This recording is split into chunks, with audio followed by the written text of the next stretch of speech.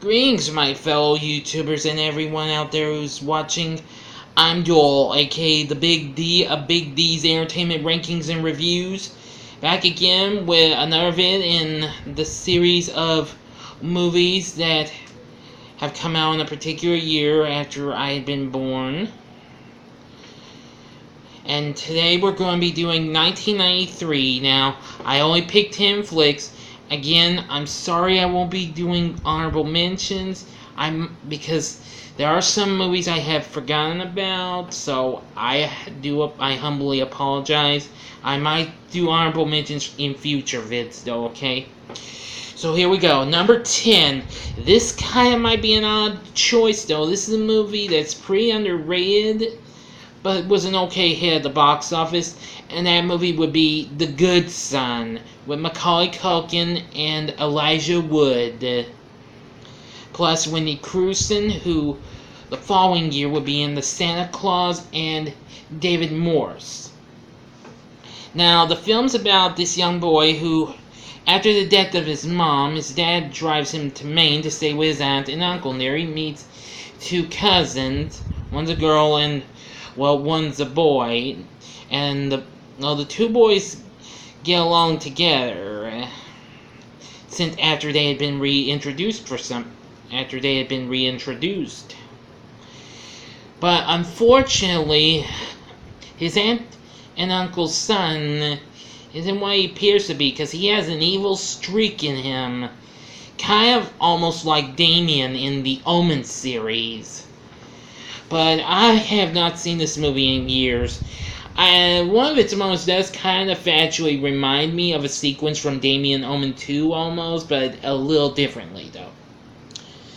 But if you've not seen The Good Son, I think you should check it out. It's kind of mysterious though, but it is suspenseful though.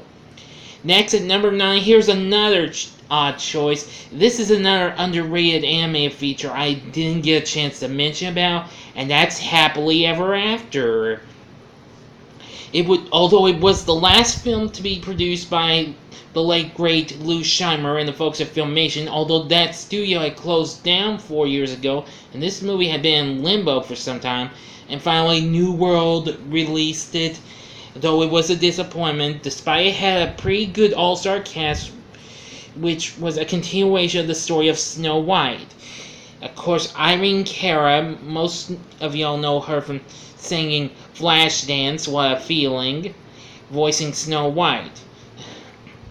And she, along with the help of the Seven Dwarfs' cousins, the Dwarfels, they try to do their best to save Charming, who actually is the mysterious Shadow Man character, not to be confused with the Mega Man 3 robot character, to face the evil queen's brother, Lord Malice.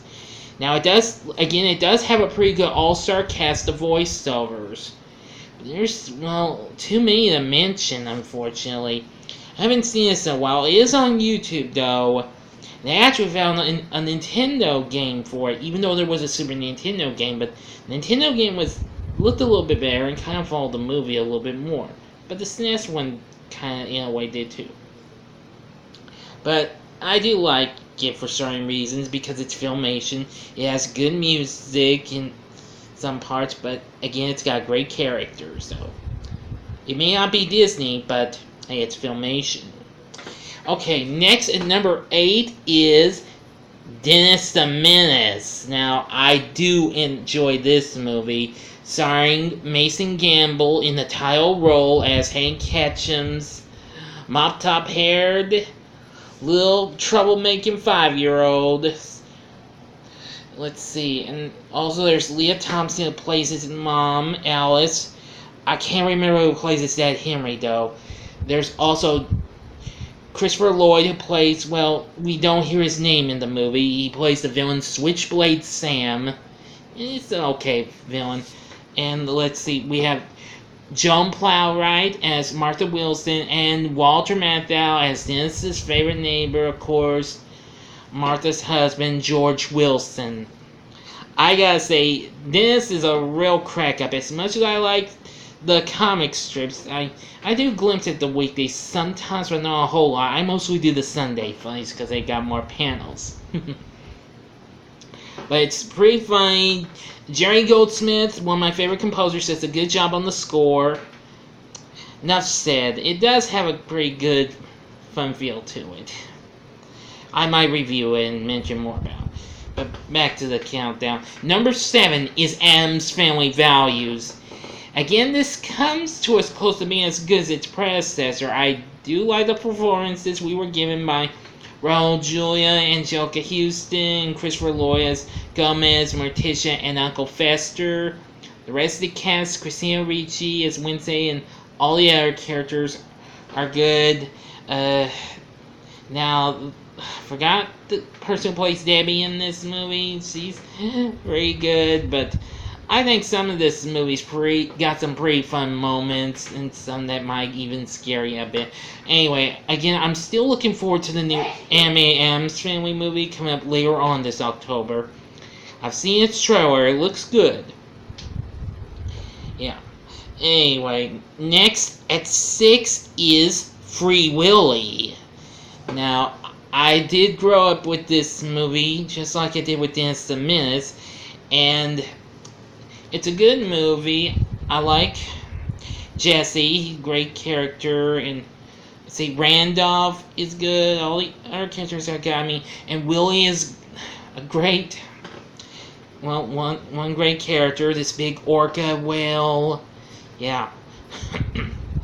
But that was really good, and the music's real good too, as you'll hear, including Michael Jackson doing the theme song, Will You Be There? Yeah, that's pretty good. I remember hearing that on the radio a few times. But again, Free Willy's good.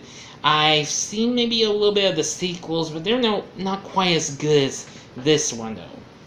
Okay, next at number 5 is Homeward Bound: The Incredible Journey from Disney. I do love this movie. The human cast is great. With Robert Hayes, you might remember him from Airplane. And, well, the kids are great, his wife's great, and, well, the other humans are pretty good too. Of course, the voices of the 3 animals. We had Donna Meach, who did the voice of Shadow, Sally Field, who voiced Sassy, and, of course, Michael J. Fox as Chance. Had some very fun moments, and, well, that's all I'm saying about this. I love this movie. It's absolutely fun. Next, at number 4, although this is one I have not seen in years, but I still have some memories of it, and that's Batman: Mask of the Phantasm. Now, again, I haven't seen this in a long time. This was spun off after the success of Batman the Animated Series, which I've got on DVD. I'll be rewatching it soon. And I'm gonna say, this movie's pretty dark. I like the voice acting cast, especially Kevin Conroy as Batman. We do have all the other voice actors. The Phantasm is definitely a dark villain. And, well, that's all I'm going to have to say about this. I had to rewatch this, and then maybe I'll do a full review on it. You never can tell. Next, at 3, oh boy, I think some of y'all might hate me for having this one. And this is kind of an underrated gem. This was on my top underrated scary movies list, even though it's not factually scary. It's a suspense type thriller, and the movie is The Crush, starring Carrie Elwes and Alicia Silverstone in her first film, yes, before Clueless, which you'll be seeing down my 1995 list. But anyway, this I'd compare this as a precursor to Devil in the Flesh, which that's another underrated type of scary movie, but it's more suspense thriller. It's about this writer who, well, moves into this here guest house, and, well, apparently this family has a teenage daughter named Adrian, who apparently has a killer crush on him, but he already has a gal pal, but she'll do anything to get her or do anything to get this guy to love her big time. Oh boy. This has some pretty suspenseful moments and a little bit of hot stuff, but I won't tell you what it is though. You'd have to find out for yourself and see it. I think you might like this, maybe. Or maybe not. But who am I kidding? You be the judge, okay? Next, at number 2 is Jurassic Park. Now, I've seen this a few times. It's not too bad. I mean, this was really action-packed. All those dinosaurs are definitely cool and all. I loved the characters in the movie. We had Sam Neill as Mr. Grant. We had Sir Richard Attenborough. Let's see. Jeff Goldblum. And several others. But anyway, I only liked this because it had dinosaurs rampaging around. That was blooming awesome. I loved that. And that's the one thing I liked about Jurassic Park. It's pretty cool. Okay, number 1 is Mrs. Doubtfire, starring Robin Williams, along with Sally Field, Pierce Brosnan, and others. Anyway, I'm sure a lot of y'all have seen this. I know Robbie had this on his, Ogre Boy 1992. He had this on his list. I think that was his top favorite. I kind of forgot though, but I think it was his top fave. So, here it is, pal. Tied again. But anyway, I do enjoy this movie for certain reasons. I mean, Robin Williams is just blooming hysterical. Plays a dad who gets in trouble with his ex-wife. And, well, he's living alone. He still wants to have custody of his kids. But soon he has a plan to, dress up as a nanny, aka or housekeeper. Well, actually, it's both, to be with his kids. But, this does take its turns, but it's still got more ups than downs, though. But anyway, what did you think of this list? What's your favorite 1993 flick? Please feel free to let me know in the comments section. Like and subscribe. Also, I want to give a special shout out to Ogre Boy 1992. He's been doing a pretty good job with his list. I'm catching up with him, though, but I'm still a tiny bit of ways from him, but I'm getting there. But anyway, you might want to check him out. He doesn't have that many subscribers, but I'd love if you check him out. You can also check out some of my other friends that I'm also friends with on the Facebook group Horror Enthusiast 101 or Let's Talk Movies. Check out CDR, Corey, or Derek's Horror Corner, or Hey, Isn't That Devon Graham? Lieberman, he's pretty good.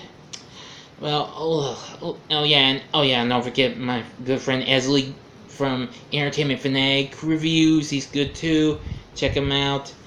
But anyway, that's all I'm going to say for this vid. Thank you for watching. Tune in again next time when I do my 1994 ranking list. And later on, I will be doing a 15th anniversary review for the 2004 flick Dodgeball, a true underdog story. Until next time, I'm the Big D saying see ya.